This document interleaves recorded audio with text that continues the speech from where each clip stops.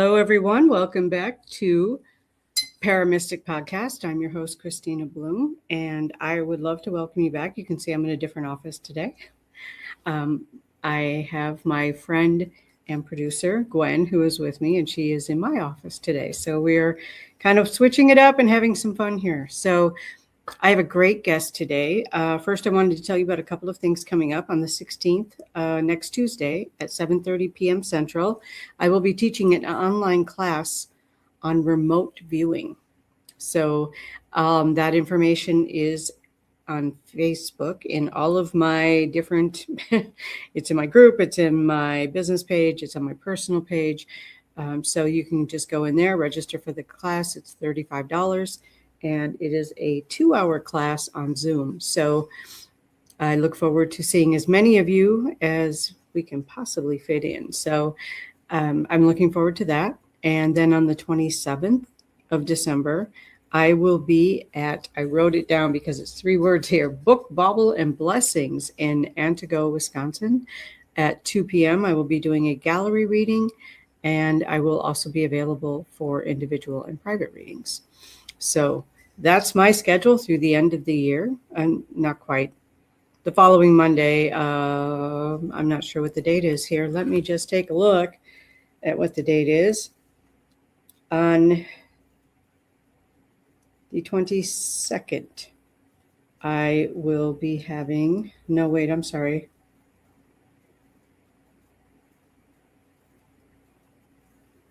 Oh, I didn't write it down.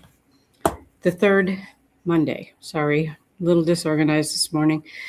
On the third Monday of every month, I am teaching a trance channeling, or not teaching, it's a channeling group. So anyone of any skill level or interest can come to it. That also is on all of my Facebook platforms. You can register there. And the practice groups are $10, where the classes are $35. So there are some things that you can put into your calendar if you'd like and join me. But today I have a really interesting guy. I've had him on other shows. He is the author of Spencer's Ghost and also the host of Ghosts in the Valley podcast. So let's bring up Al Cooley. Good morning. Good morning. Thank you for being with us, Al. I know it's kind of a little bit early maybe, but thank you for being here. Thanks for inviting me. I appreciate it. Yeah, I just want to tell you, I only had time to listen to one episode, but of Ghosts in the Valley, and wow, you do a great job with the production of that. That is amazing. I appreciate that, because when you're a one-man show and I don't have a co-host and I do all the work myself and look for guests and edit myself, and it is some work, I had 3 going there for like 8 or 9 years ago. I had like 3 podcasts going.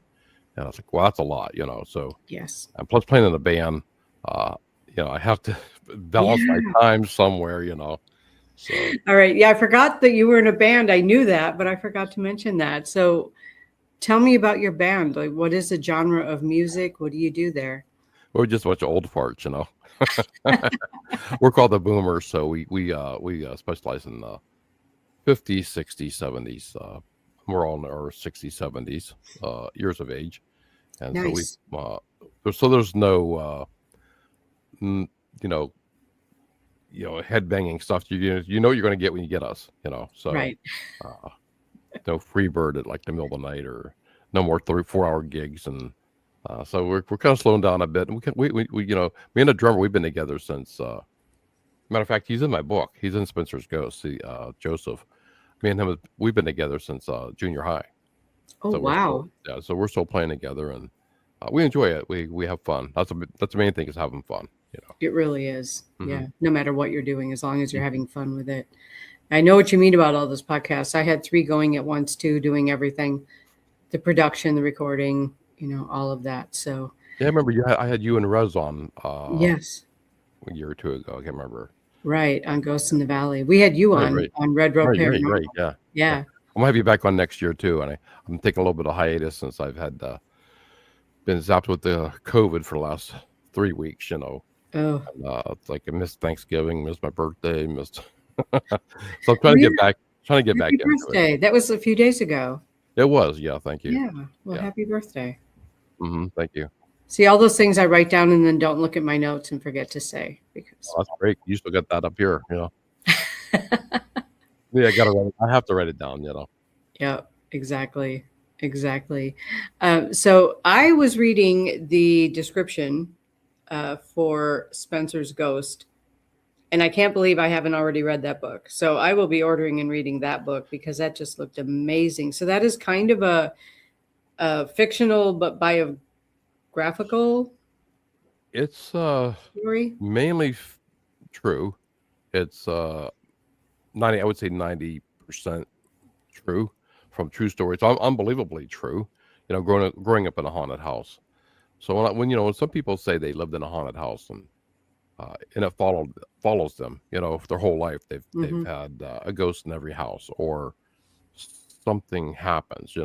That's not me. I mean, I was 4 years in that house that was very, very active. So when I say, I can deal with spirits and a ghost, I can, because I actually seen the apparition of her twice, and but not since. Okay. I I have that. I'm not a psychic medium and no sense the word, but I can sense when I'm in a home or a house or a structure that's haunted. Okay. Like an empath. So I can sense when I went to one last year, a home in Ohio here, not far from me, and the house was extremely, extremely haunted. I could sense it, and I actually seen a shadow figure behind him in the home. He seen one behind me, so we actually had to do the interview outside of his house because it was so active. Wow. So I can sense stuff like that. I believe I have a guardian angel. That's why it's called Spencer's Ghost, the Guardian. I still believe to this day that I have a guardian angel. I don't know who it is. I can't name it. I can't say who it is. Is it God? Is it an angel? I don't know. But I do know that I've been protected over and over and over again. I've had open heart surgery, and while I was in the hospital, I had a heart attack at Cleveland Clinic, and I can remember. Some people talk about when you say I'm going into the light. You can see the light. Well, my thing was like I'm going around this drive-in theater, and every time I get in front of the screen, I'm looking at myself, my life as a child. I come back around again. I'm a teenager. Come back around, and now I'm married. Come back again. Now I have my kids. And then finally, I'm coming back, and the more I'm going around the theater, the closer I'm getting to those big bright lights that's on the theater. Before the intermission, how them big lights come on at the drive-in. Right. Well, I'm heading into those big lights, and all I could feel is this really warmth. It's something I can't explain. It was loving, just going into this light, and I could see some images like of people. I couldn't tell you who they were, but then at the closer as I'm getting to that bright light, that light turns into the light above me in the ER. So, and I heard the doctor say he's back. So, and he told me these paddles, like he just zapped me, and I was like, and he puts it behind his back. I said, "Did you just zap me?" He said, "No, I know zap you, and I know, So I'm like, yeah, it's like bull crap, So when he put the paddles behind his back, I'm thinking, then I'm out again, But was that another time? You're not, your time's not up yet. You know what I'm saying? And so I never had that feeling again until last year when we had the total eclipse here in Ohio. I mean, it totally went dark. And during that time, my wife and I were out on the back porch. We were playing Pink Floyd, Dark Side of the Moon, but I felt that feeling again. It's like you can't control the eclipse. Right. You can't. I couldn't control what happened to me in the hospital, right? So it's something that's out of your control. But I had that same feeling during the total eclipse of that calm feeling, and I don't know how to explain it, And I told my wife that says I'm just feeling so like relaxed, like in the moment, and Right.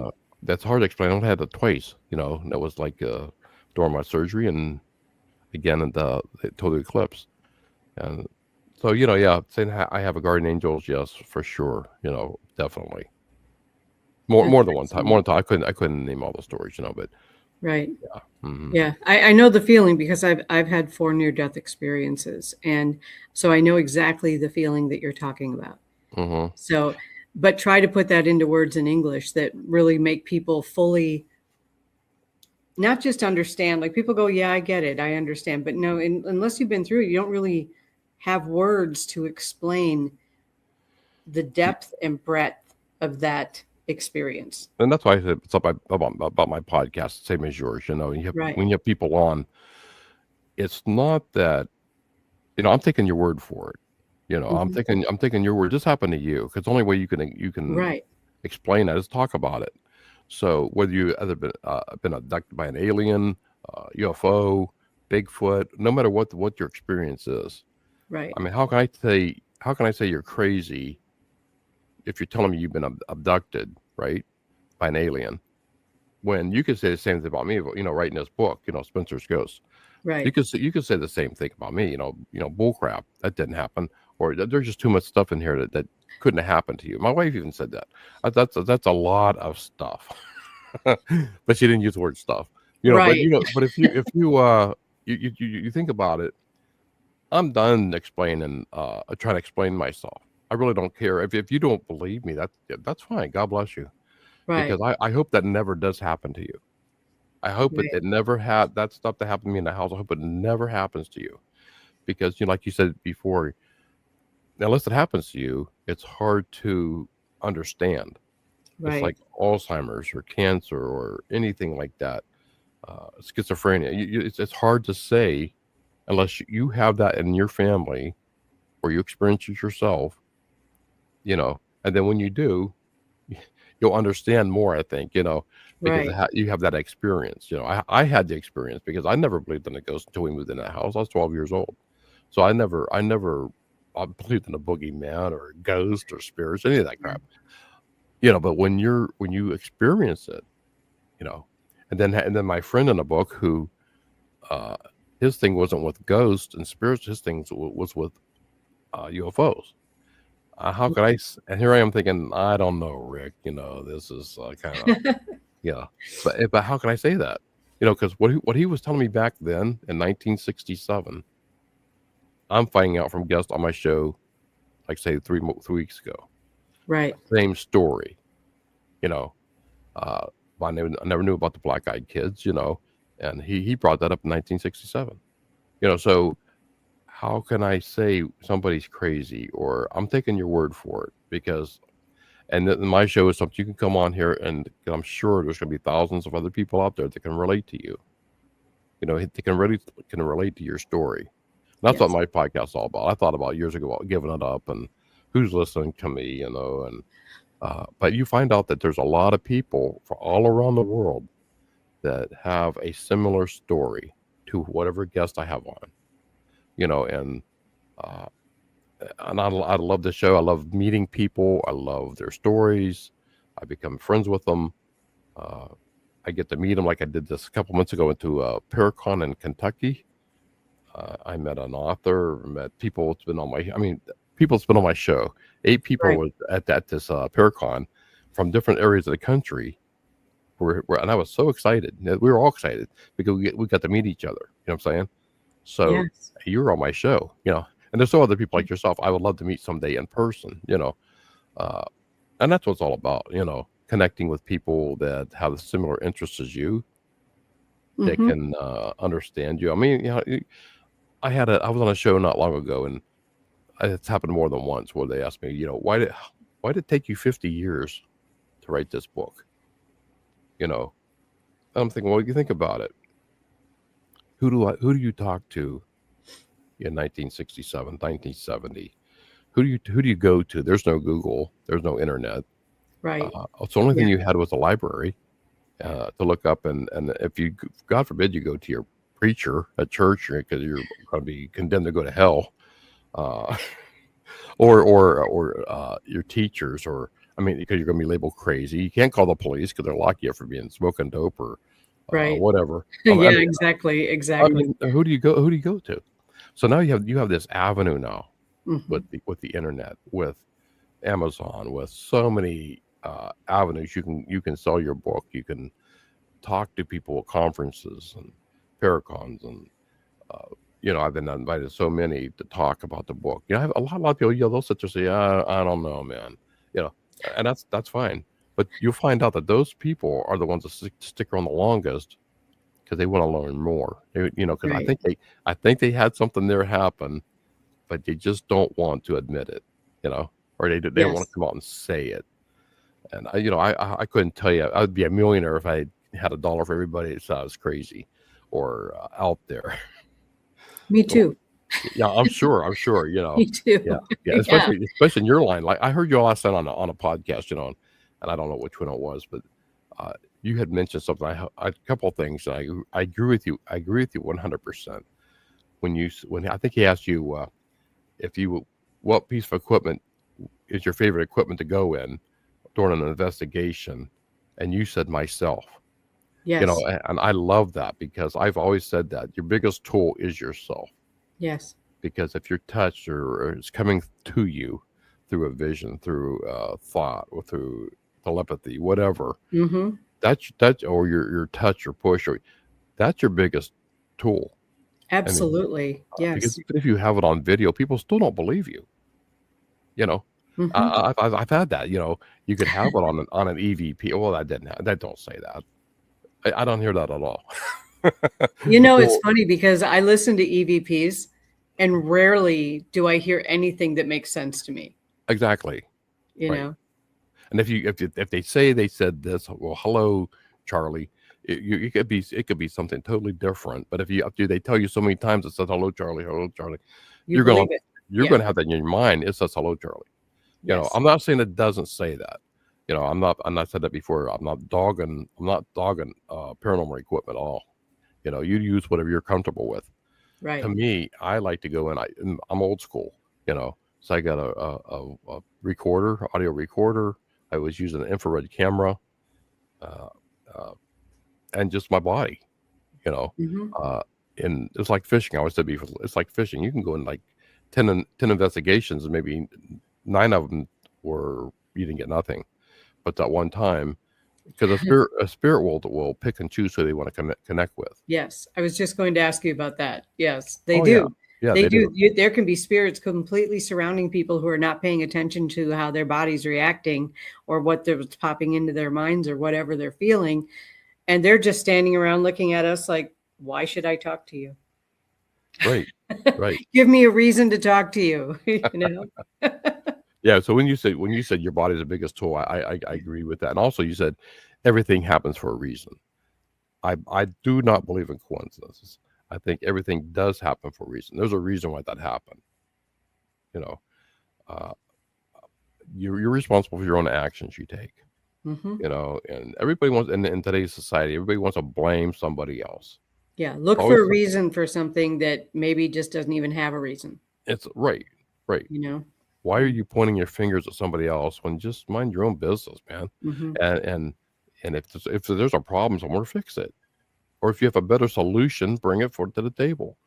You know, uh, that's my way of thinking anyway. I I mean, completely agree with you. so there's a I couple com- of things I was listening to you last night.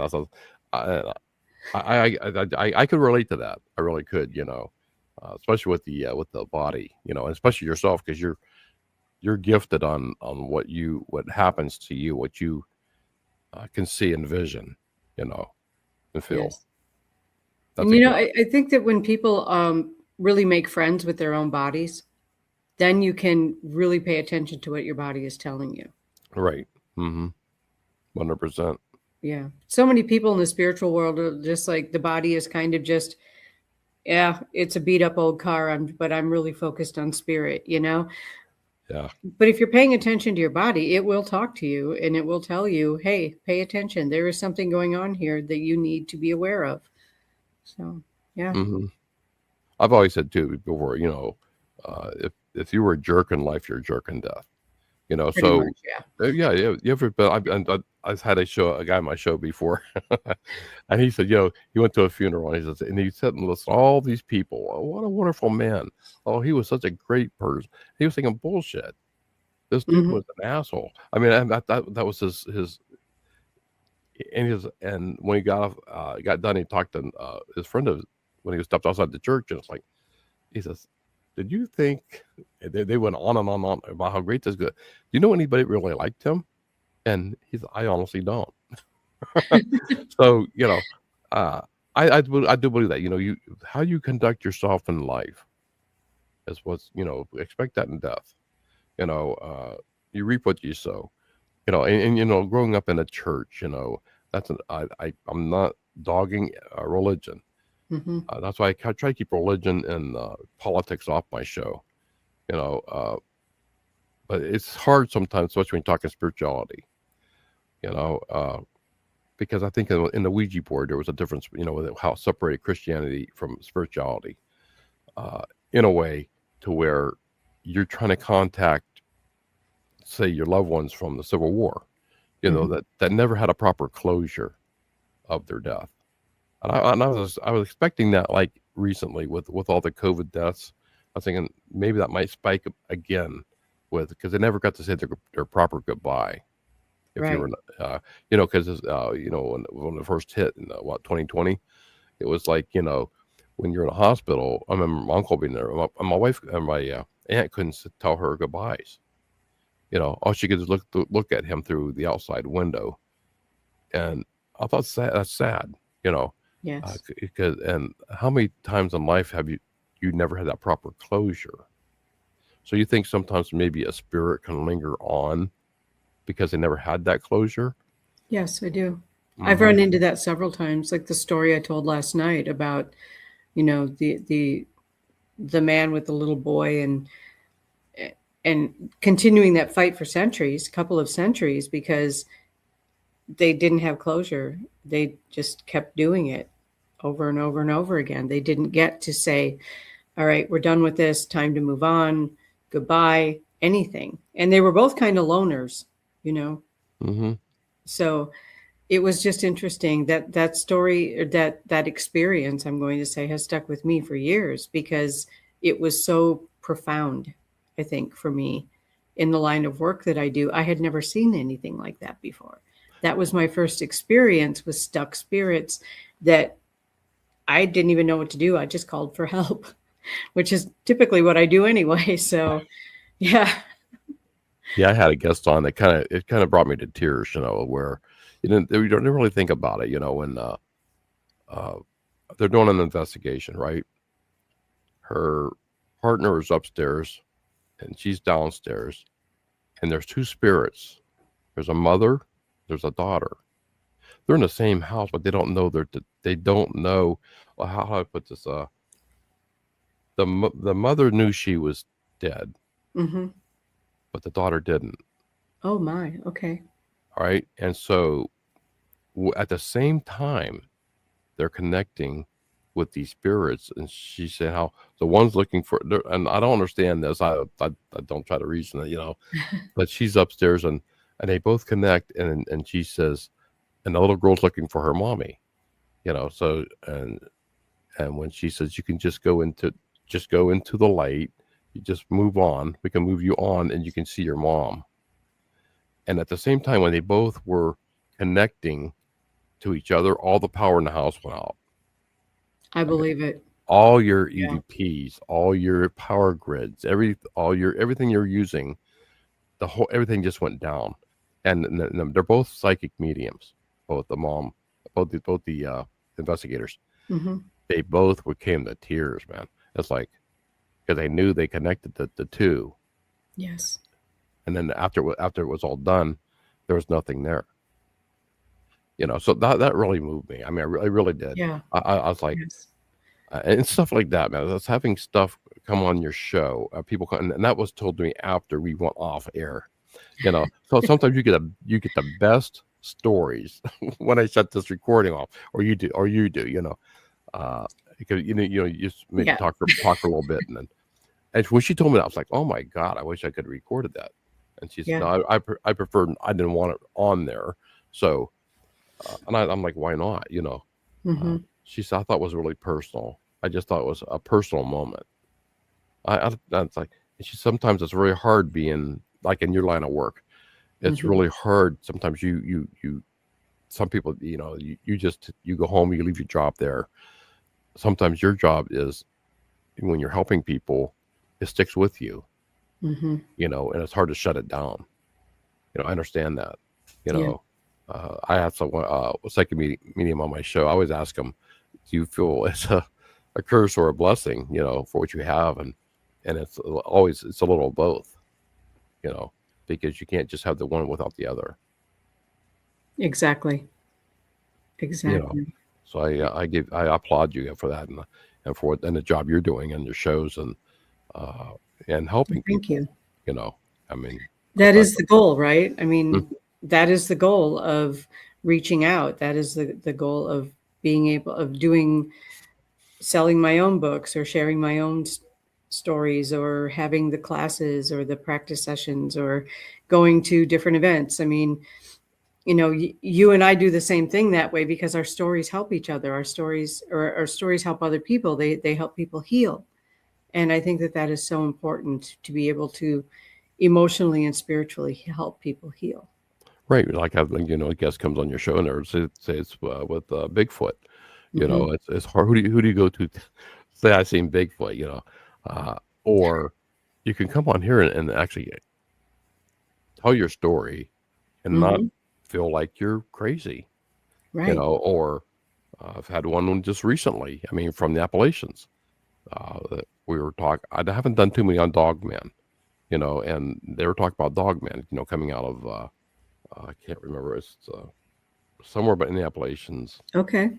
the Cumberland Gap, and and Dogman was coming out of the woods, and it was following. And now, keep in mind now, neither one of these two, and one was my friend, Hmm. uh, believe any of this stuff. They would tell you it doesn't happen, But when they said this thing, he called it a thing, like a werewolf type of creature, ran out of the woods and he was watching it behind his truck, because you know how you go down the mountains and it's pretty steep and you have to watch your speed. And this thing was keeping up with him, but was on all fours. So it was Oh. almost like a wolf type of, as he put, like a man. Hmm.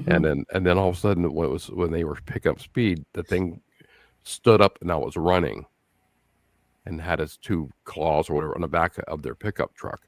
And Wow. then finally it just ran off into the woods. He says, I'll tell you what. He says, I'm not coming on your show. I'm not giving my name because I'm not going to be. I still have a job, So I'm Yeah. like, I understand, But here's a person who did not believe, and this happened to him and his buddy, and it's happened Okay. more than one time on my show, or with Bigfoot or Dogman or Mothman. So uh, and so you can come on the show and you can talk about it. You know, I I love can't that. I can't say it didn't happen. I wasn't there. Right. So I'm taking your word for it. And I'm sure there are people now with AI out there and people can generate stuff that doesn't happen, and it does Hmm. make the things that do happen less credible. You know what I'm saying? Yes. Or so I'm not going to even downplay somebody with schizophrenia of saying it didn't happen. Hmm. How could you say it didn't happen because you have a disease that uh, I don't know. I have a problem with that. Is that you just label somebody, and so now they're just out there. You know, uh, Yes. I, you know, well, my kids sound very gullible, but uh, I like to give some people the benefit of the doubt. You know, Me too. Me too. And, just because I haven't had that experience doesn't mean other people haven't. And just because somebody has a label like schizophrenia, maybe they got that label because they were actually seeing and experiencing things and other people didn't believe them, exactly. you know? Right. Hmm. Yeah. Yeah. There's too much to know for us to know everything. like I said before, paranormal is a big field. It's a Hmm. wide field. It's the unexplained. If you Yes. could explain it and prove it, It and wouldn't say, be paranormal anymore. I had said before, if you cannot go into a museum and see a cubicle with a ghost in it, or a Bigfoot in the next cubicle, or a Fae in the next one, it doesn't happen that way, Right. you know. And and then until it happens to you, you probably are not like my son-in-law. He will not believe until, as he puts it, until a ghost comes up and kicks him in the ass. He will believe then, but he will not, you know. And that's fine. Every teach their own. I never go in someplace and preach that you should believe this or you should believe in ghosts or Oh you yeah. should believe in spirit. If you don't, fine. Each their own. Because like you said before, and unless it happens to you, you know, with your own experience, Yes. and then you can maybe appreciate it a little better. Yes. I've actually had the same conversation that you were just talking about with someone, and it's happened multiple times with multiple people where, well, unless it happens to me, I'm not going to believe it. And unless I can record it myself, I'm not going to believe it. But then when I come back with, okay, then you'll believe it, but the people you show it to won't because they have the same idealism you do that unless they experience it, they're not going to believe it. And they actually look shocked that people wouldn't believe them with the same things they're not believing other people on. Right, right, right. So how can I say you're full of crap if you see an alien or Yeah, you're one of the how can I say that? right, Or when you could say the same thing about this right here, about this book, right. how could you? Because everything in here is like it's so unbelievable, and 90% of it did happen. Naturally, there was a couple of things in there, the editor want to put in there. Okay, that's cool, but. Yeah. 90%, and that's why I went fiction because of those two or three different incidences. But what you would think that might not happen happened. Yeah. I It's hard think to a explain. lot of fiction books are like that, don't Yeah, you? yeah, I do. Yeah, you're Yeah. right. Hmm. It started out a personal story, but they had to make it fiction so that they could tell their story and not be completely locked up for some reason, you know? Right. I was reading one last time. I was going to get your opinion on this. This book is called Alien Artifacts. Now Okay, I've heard of it. I met Tim Swartz. He's one of the authors. Okay. He was one of the I met him in Kentucky at that Paracon I went to. I never heard of him before. I've heard of other people they're talking about that were there. So there was a. I was just reading it last night. I came across this, and kind of I just want to throw this out at you to see what you Okay. thought was uh, anecdotal anecdotal testimony, like in a trial for Mhm. DNA. Uh, it says, we'll say in the prosecution, when the prosecution presents DNA evidence against a defendant, the jury never actually sees the DNA evidence, right? Right. So what they get instead is a law enforcement DNA expert telling them a story about that evidence. So in other words, all the jury really has to go on is the anecdotal testimony of a scientist, Yes. the spoken words of an alleged credible spokesperson who talks about the evidence in an attempt to bolster the prosecution's case. So, with the paranormal, we often have only the stories people tell to go on, but ignoring those stories is a self defeating way to close our eyes to some very important truths. Yes. I mean, how I agree with that. Yeah. that really hit me because you're Yes. talking about DNA. Say you're in on the jury and you're going, okay, I got this DNA evidence of the guy sitting here. So you're going to say, oh, wow, okay. But you never see it. Exactly. You're going by the expert's word. That's what happened. That's what he came up with. Well, same thing with our paranormal stories. Do you see it? Right. Right. So you're going by our word, and hopefully you've been in the business long enough that you're gonna hopefully believe something I say, or you wouldn't be doing it. I came across that and I thought, especially in your line of work, you Hmm. know, uh, how do you prove that? How do you prove what comes to you? Well, when I do readings, personal Hmm. readings with people, they will either confirm or deny. And if they confirm it, to them, that's proof. Right. So you like the anecdotal evidence of that Hmm. statement, you know, Right. Where I and can describe, a, someone who's coming through and wants to talk to them, something like that. Or I can tell them a story from their own childhood that I have no way of knowing, that right. sort of thing. Or you go. I had a guest on was through ancestral what's it called hypnosis. Okay. So you can go back in time for a problem that maybe occurred with your great great great grandmother, and it just kept going down to yourself. You know what I'm Right. saying? So Hmm. she can actually heal a person going through uh, hypnosis through your ancestry. Yes. I thought that was amazing. I'm not buying her book, and uh, so I love stuff that makes me think, that teaches me stuff. I learn. You know, Yes. you're always constantly learning things on this show. I Uh, hope so.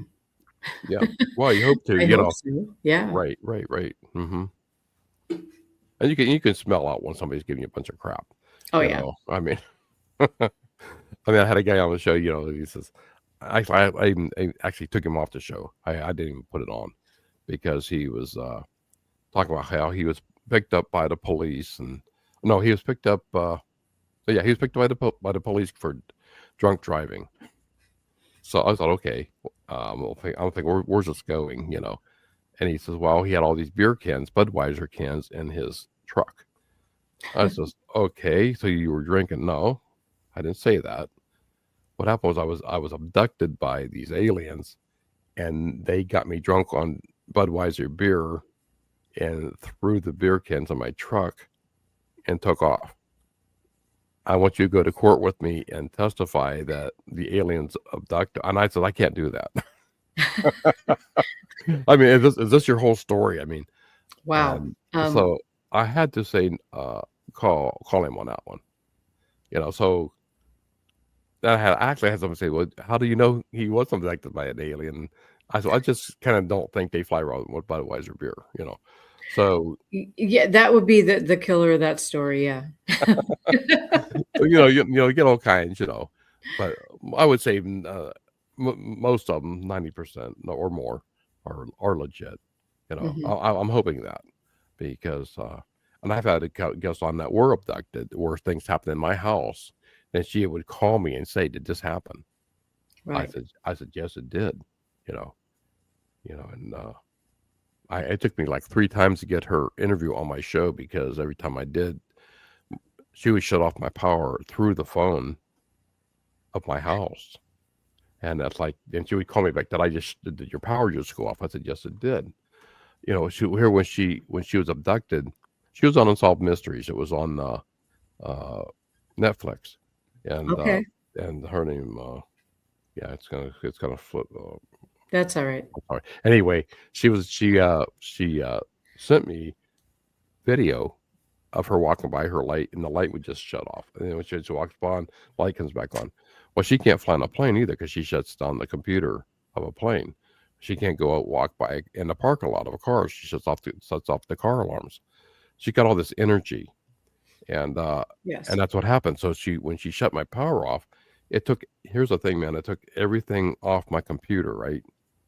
But I got everything back except her file. Her file was missing. So I did it again. Same thing happened. And my wife Interesting. was, "You're right." So then I thought, I'm going to get her this way. I recorded her through analog, through a tape recorder. And then I transferred that via digital back to the computer. And it worked that way. That's the only way I got her interview. Uh, and she didn't want to be on Unsolved Mysteries. She did not want to be on that. You're not getting paid for any of that. Right. And first of all, and second, she didn't really. She said it wasn't a great experience for her being abducted. To her, she's not writing a book. She's not making money off this thing. She's not trying to promote herself. But she went on to explain her story, what she had to grow up with.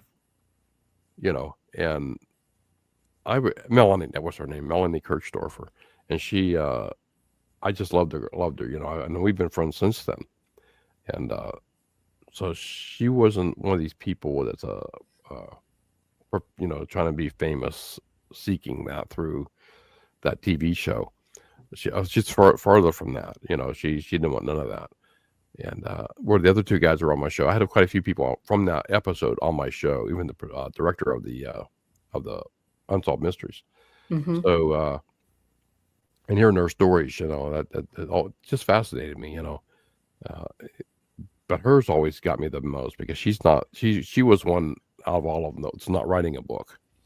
And there's nothing wrong with that. Right. Why not benefit from you didn't get paid for that? Why not benefit from it? And she said no, it wasn't a good experience for her.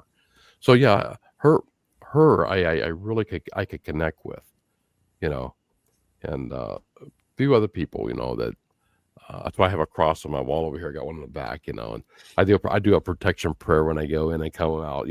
It's just me, Right. I need something there to. Maybe it might have been my goofy ass preachers I grew up with, that.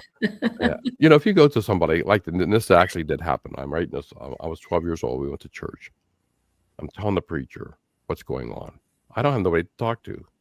Only person, and if you read the book, my number one advocate was my grandmother.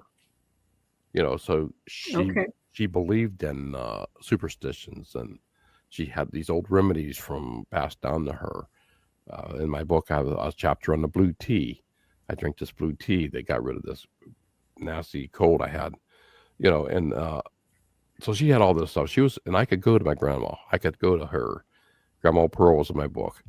So she was my number one advocate, But you go to church, you want something spiritual. You want somebody to guide you, can help you, or explain something to you. I'm just a 12-year-old kid, No, I don't need somebody yelling at me, telling me I'm going to burn in hell if I keep following Satan. I don't understand that. I don't understand why people of religion, or I shouldn't say all of them, that they don't talk paranormal in church. We even know there was 58 exorcisms in the Bible. They don't talk about that. They don't talk about. God created the devil, right? So why does it don't exist? I've never come across. A demon. I've asked a lot of guests. Have you ever had a conversation with a demon? Or now one time I have. But I was outside the house when it happened. Something like The Exorcist. But I was outside the house when it happened. But other than that, everything.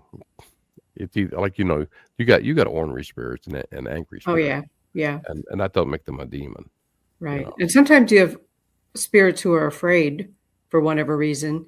And Right. because they're putting off fear, people pick up fear and then they say, oh, it's a demon. No, it's a spirit that needs help. Right. Yeah, And you're there to help them. exactly. And if you can't help them, you bring them somebody that can. Oh yeah. I'm not professional enough to get rid of a demon or exorcism, and I'm not even going to try to attempt it. Right. I'm sorry, but my faith isn't that strong. And I'll admit it. Yeah. That's why I call for help. Right. There's people out there that can do that. Right. Like that house I went to. I'm talking about that she was possessed.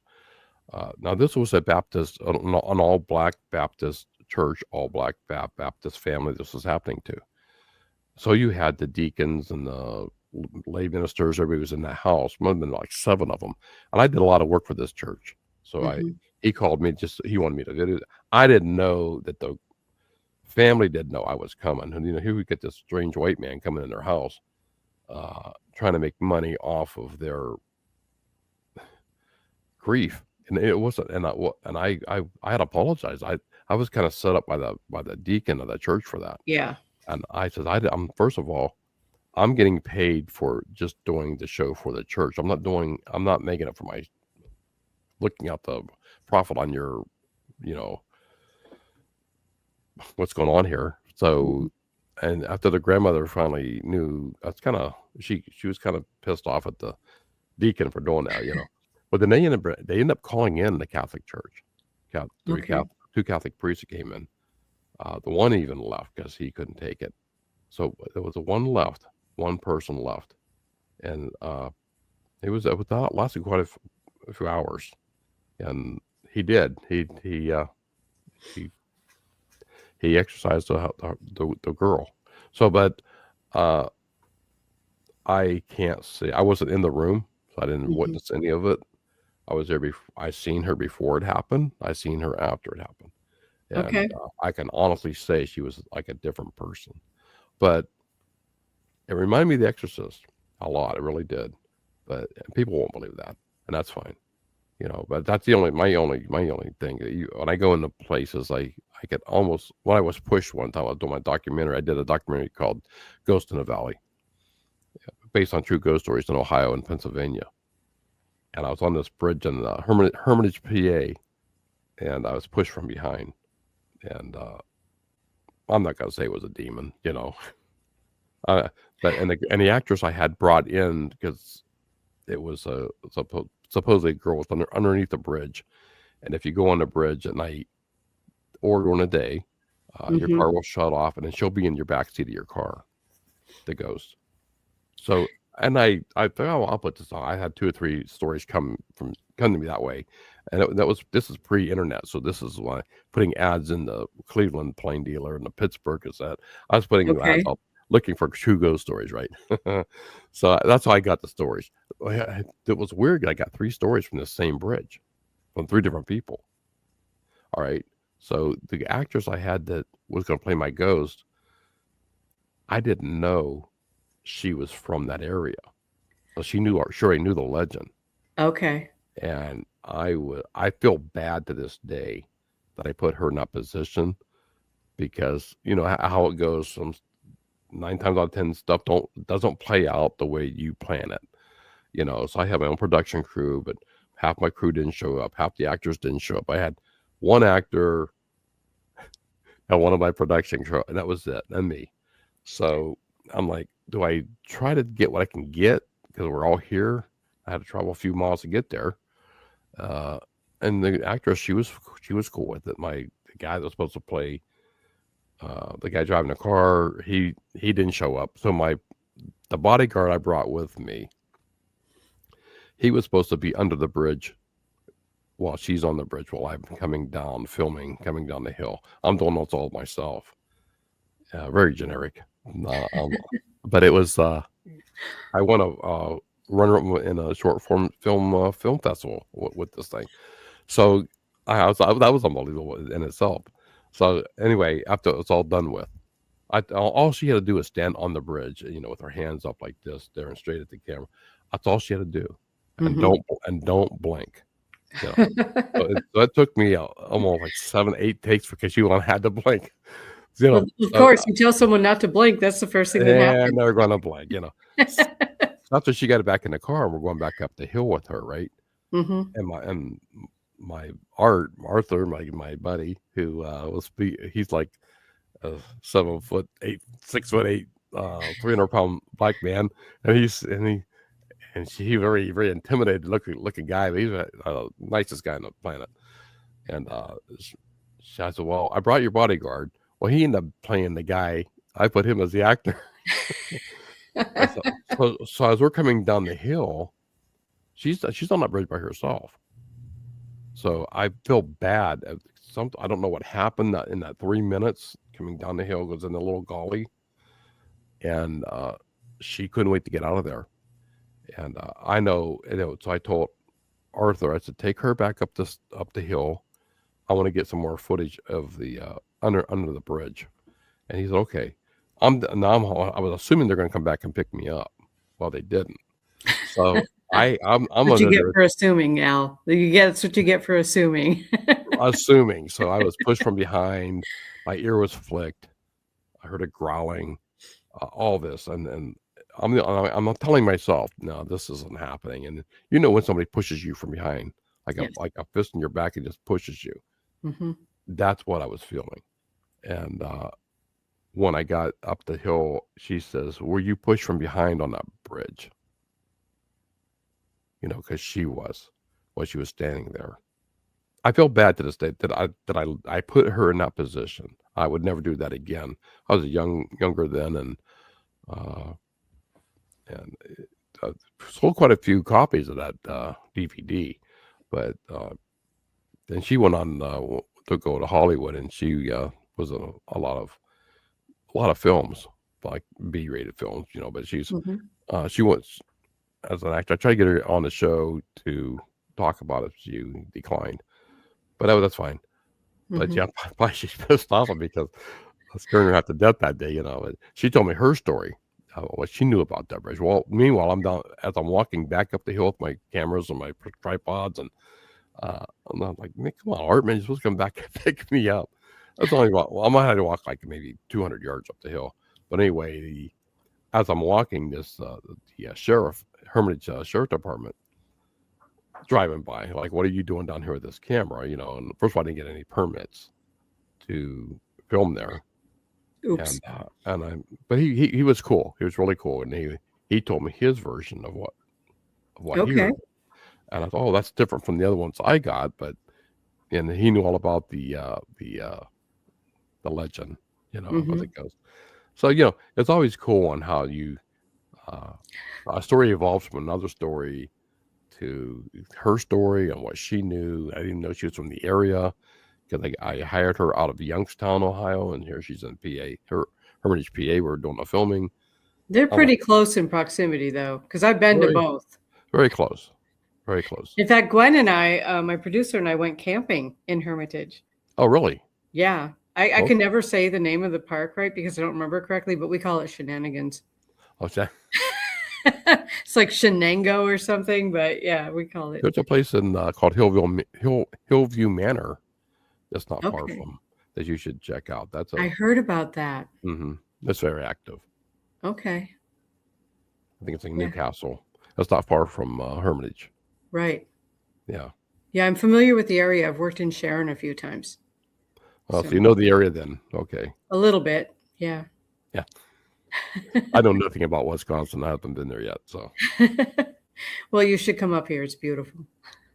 My wife went to go to the Green Bay Packers from Wisconsin. Yeah. Yeah. I'm about 2 hours out of Green Bay. So. Okay. She always wanted to go. She loved the Green Bay Packers. I don't know why, but. It's a phenomenon I cannot explain. Like the Green Bay Packer thing is just a phenomena I don't understand. When I lived in Seattle for a brief time, I worked at the Seahawks Stadium. Okay. And I was working one day, and there was a group of like 5 or 6 guys with the cheese wedges on their heads and the faces painted green and gold and all. I'm like, do you guys know Green Bay's not playing, right? Like they're not playing here. And they're like, no, but we're here and it's a football game. I'm like, okay. It's a weird phenomena. I don't get it. It is. I did a documentary on it was a highlights film for the cardiac kids for the Cleveland Browns. Okay. And the Cleveland Browns backers hired me to do the Browns what do you call that? It was a reunion. It was like a reunion get together for the cardiac kids. That was pretty cool. So getting to meet all the but then I learned a lot then too because I have my own production company and I was making this as to sell for the for the Cleveland Browns. And I did a highlights tape because you had maybe 7 or 8 of the football players were there. And so they missed the Super Bowl the one year because Ozzie Newsome dropped the pass in the end zone called Red Right 88. They still talk about that this day. Okay. Well, I changed that at the convention hall because they're up on the big screen, like 200-300 people there, right? And I had this on the big screen, and here's a ball coming down to Ozzie Newsome, right? So instead of him dropping the ball, I have him catching it, and it's just onward to Super Bowl. And then I had at the bottom, how did you remember it? They loved that. They absolutely that was cool. The Browns loved it. The coach loved it. That's The crowd awesome. loved it. So, but then I get this call from the NFL. You do not tamper with the NFL for films. Oh, Even though it's a small event, I changed I said, well, first of all, I got the permission from WKYC TV, which is out of Cleveland, who was actually had the rights to because they showed all the Browns games on their show right. on their network. Yeah. They gave me the permission, but I didn't get it from the NFL. So it was like a big slap on my wrist, like cease from selling these, and nothing else will be done about it. Well, then I get this phone call from Greg Newsome, who was the running back, and I says, "Oh no, Greg Pruitt. Sorry, Greg Pruitt." And he owned a car lot a few car lots, and he was want to take these DVDs and sell them at his car lot, or just give them to people to test drive. Right. I says, "Could you make me up like 200-300?" And then that was my second offense, because I did do that, and I got another call, so. You rebel, Al. Yeah. So You're I such said, you a know what? rebel. I'm gonna quit on that. So it was basically a no Before you end monies. up in court over it, right? Yeah, right. So I learned quite a bit as far as like copyright and register and all that Yeah. stuff. That you got to jump through hoops and hurdles, and you can't play copyrighted music. You can't put this on there. I mean, I Yes. knew that from even from wedding videos I did. And if they want to show it on like a TV commercial highlight or something, and I did do that a couple times. I had to pay for the mechanical rights, copyright for the TV show.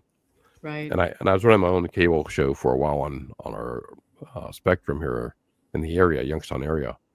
So I did go through ASCAP and purchase a lot of songs that way, But yeah, you learn as you go, Oh yes, you do. Yes, And I've been called on it. a musician, you got to watch too. You're out there playing you never know who's out there listening to Yes. your copyrighted song you're playing. So we play a lot. Since we're the boomers and we're playing nothing but copyrighted music, Right. we have to watch. So I mean, That's awesome. what's four old guys going to do to, Yeah, a lot of those original writers, producers, and musicians aren't even around anymore. Right. And I was going to say that, when I was in Yeah. Cleveland, we're doing some recording. The guy who was doing our CD cover was actually the drummer from, shoot. That's when you get older and you forget, Again. Anyway, I'm thinking he's way up here, right? He's so humble pie, back band back in the 70s, and they were way up here, and here he's now working at a little studio in Cleveland, doing CD covers. I'm thinking, wow, I thought he said, here's the thing, man. Once you get this level and you fall, it's really hard to get back up here. Yeah. It's really, really tough. I've heard that before. And that's why on my other podcast, when I said before I had 3 podcasts going on, my other one was on independent music people like ourselves. Okay. That we're not here, but we're trying to get there. So it was for me. It was a podcast to have people that was unknowns out there. Okay. That they could maybe get your music out there. I couldn't get people on the show, man.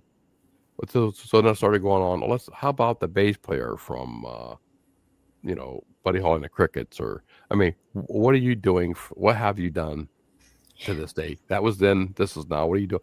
It's hard to get people to come on. So so then I did one on mystery, unsolved mysteries, and unsolved 911 cases, or not missing person cases, missing people. What happened to, have they ever found this person? Or that was another I thought would be really popular. No, but then the Ghost of the Valley kind of took off. So I thought, okay, I just stick with that. Since I had history of the book and my documentary and so are you still doing active investigations? I'm saying I'm doing it like I go out and do that. I do not. I will get calls say, hey, can you come out and look at my house? I do that. I Okay. go out and I love those kind. I love going to the ones that not the Lizzie Borden. How many that's like how many times can you do Lizzie Borden or Right. Right. or you've been to Mansfield Reformatory or so you've been there, you've done that, and it's basically the same people, the same story you're trying to go connect to the same ghost, same spirit. Right. I like going to these houses off the beaten path that nobody heard about. Me too. I'm right there with you. I'm not a big fan of these, like I never intend to go to Waverly. I never Right. intend That's to go another one, to right? And they got some to of throw these out a big hand with places let's throw out a hand with these because prices. yeah, well, that's part of it too. But the other thing is like if those ghosts didn't exist, but enough people tell the story, they can make it exist. They can create the energy that people will pick up on. So I forget what that's called. I was just sitting here trying to think of the word, but it's been done. It's been documented that you can do that, Right. So how would I even trust evidence that I got from there? Right. Right. Exactly. So I like, when the guy calls me and says, "Hey, actually, I got a hold of him. Somebody gave me his name. He said, "Yeah, I'd love to come on your show, but I don't want to do it as Zoom or anything like that. If you could, and you're like 60 miles from my house, uh, would you mind coming down and doing the interview at my house that is haunted?" And I said, "Why not?" So I did do that, and so I do stuff like that, or I'll go to. Okay. Coming home from Kentucky last couple months ago, another people were on my show, contact me. Hey, you're not far from our area. We have a haunted museum. It's actually a haunted auction house. And I says, yeah, sure. So I That would be stopped. interesting. So that was cool going into that Yeah. building and seeing her haunted dolls and the one room that belonged to David, as a ghost. Uh, Hmm. so that was very, very, very. And I could, like I said, told you before how you can sense something. Hmm. You can feel it. I did. Or Awesome. the guy sitting next to me, Wayne, was sitting next to me. That his arms just started bleeding. He's sitting there like this, but his arms like right here, like a little pinhole, and the blood just started trickling down. And I says, "Well, your arm's bleeding, right?" he didn't. He didn't pick. He didn't. Wasn't picking his arm or nothing. It just started bleeding. It just started bleeding. And then she says, and she goes, "That happens." Yeah. So I'm like, okay. Well, it So happens long enough. It happens enough times. It just becomes normal, stuff right? like that. I love stuff like that. That just Yeah. I don't really go out and plan to do this or that. And if it happens, I'll do it. Back in the day, now I did go with a friend of mine who made his own EVP, a Okay. box like a spirit box. He did it. He made, and this is back. He was using stuff from Radio Shack and transistors and uh little breaking codes from Cinemax, and he's putting all this stuff together, and he was getting stuff like voices. you know Now, was he sometimes he was getting, I'm not gonna lie to you, sometimes he's getting a CB, like a truck driver going by in the Hmm. area, or maybe or a police scanner or something. Hmm. But then you would get actually a voice from only that person would know. That's a spirit. So, Right. it was hit or miss. You Have know, you ever had anyone you knew who passed on come through on an EVP? no, Okay. I never have. You? I have. Oh wow, Yeah. because Yeah. that's hard. I Three What I hear, times. Yeah. what I The hear, it's first hard. couple times it was really hard. Yeah. Um, but it happened again recently with the same person, and I was like, "Hi, how you doing? I knew you were Oh here." really? Okay. Because You know. a lot of like mediums, they don't even do family and friends. Well, I wasn't intending to doing family and friends. I was at a haunted train Oh, it just came to you on a in train. Michigan. Yeah. Oh wow. Yeah. Okay. And so we had a spirit box that was on, and yeah, my son's voice came through and said, "Mom." So Your son passed away. yeah, he almost 3 years ago. Oh, I'm Yeah. sorry. Well, thank Yeah. you. But he works with me now from the other side. So Okay. All right. yeah, so it's for me, it's not sad anymore. It's just different. And it's a connection. Yeah, absolutely. Yeah. Absolutely. That's actually my next book. Oh, awesome. I'll have to get Yeah. it. definitely. That's the one I'm working on now. But speaking of books, how do people get yours? You can go to www.authoralcooley.com and you can get my books there. You can get all my episodes of Ghost in the Valley podcast there. Excellent. That was my next question. And you can also contact me there if you want to be on a show or whatever you want to talk about. You know, it's all Wonderful. all on that website. Wonderful. Al, I want to thank you for taking time out of your schedule to sit and chat with me. I loved your stories. I think people are really going to be very interested in that. And I look forward to chatting with you again because we always have such interesting conversations. Oh, yeah, and I'd definitely have you on my show. Yeah, absolutely. I love it. I'm going to kick back in January and Excellent. get this Look train me up. rolling again. Yeah, oh, definitely. Look me up. Definitely. Yeah. Thank you. I All appreciate right. it. Thank you very much, Al, and everyone who is watching and or listening. Thank you for tuning in. And we will see you next time on PaaMystic Podcast.